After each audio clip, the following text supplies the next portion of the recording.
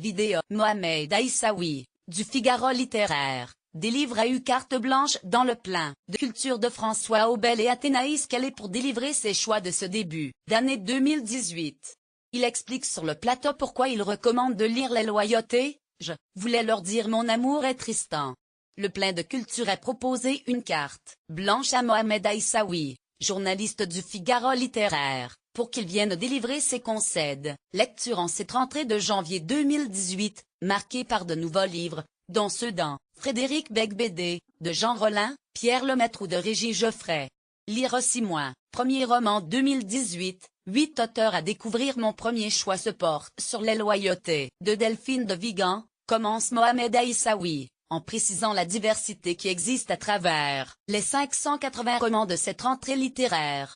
Le journaliste décèle dans ce livre publié, édition Jean-Claude Lattès, quelque chose de théâtral, faisant ainsi un clin d'œil au metteur en scène et acteur Michel Faux, également présent sur le plateau pour évoquer la pièce douce, amère, actuellement au Bouffe parisien.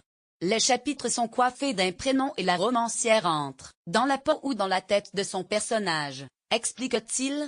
Il résume la trame narrative en quelques mots. Un professeur de collège, violenté dans son enfance, est la seule à remarquer que parmi ses élèves, l'un d'entre eux subit des violences, au moins psychologiques. Le critique revient d'ailleurs sur le titre de l'ouvrage et souligne la définition qu'en donne Delphine de Vigan. Les loyautés sont ces liens invisibles qui nous attachent aux autres. C'est d'être logé profondément dans les replis de nos souvenirs d'enfance. Delphine de Vigan puise dans la réalité, où elle trouve le meilleur matériau, qui est la complexité des êtres humains. Mohamed Aïssaoui séduit. Notre journaliste insiste sur la description psychologique faite de chacun des personnages, à travers des portraits, qu'il trouve sublimes.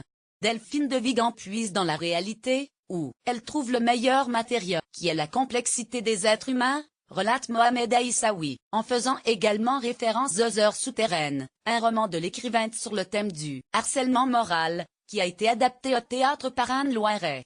Je voulais leur dire, mon amour de Jean-Noël Pancrazy, et de Gallimard, occupe la deuxième place de son podium. C'est un récit dans lequel le narrateur est né en Algérie, à l'occasion d'un festival de littérature où il est invité en tant que juré. Il retourne, 50 ans après, sur sa terre natale avec le désir fou de retrouver la maison de son enfance, explique le journaliste. Je voulais leur dire mon amour est un livre où il y aurait beaucoup à dire sur la haine et le ressenti. Or, il est de toute beauté, et de toute bonté. Mohamed Aïssaoui, les péripéties de ce personnage, qui se voit empêché de s'y rendre et se retrouve à nouveau expulsé du lieu qui l'a bercé dès son plus jeune âge, ont séduit notre critique.